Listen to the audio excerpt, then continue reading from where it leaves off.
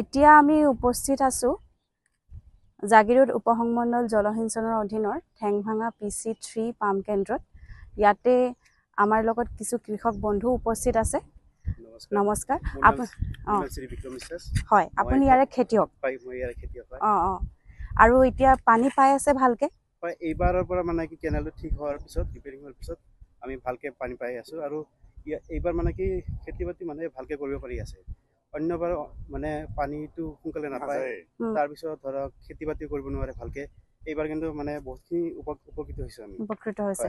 এতিয়া আপোনালোকে বড়ো খেতি কৰি আছে আৰু ইয়াতে আপোনালোকে ধানৰ উপৰি বেলেগ কি খেতি কৰে? ধানৰ উপৰি বেলেগ খেতি নহয়, কাৰণ এইটো এটা সিজনে হয়।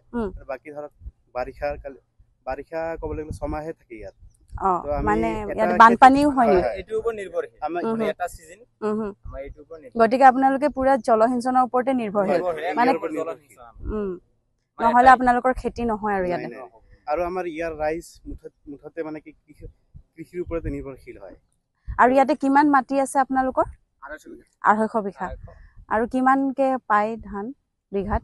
20-25 গড়ে 20 মোনকে হয় আৰু। আৰু ধানৰ বাহিৰে অন্যান্য খেতি নহয় ন ইয়াতে? এতিয়া বৰ্তমানে আপোনালোকে একো অসুবিধা পোৱা নাই?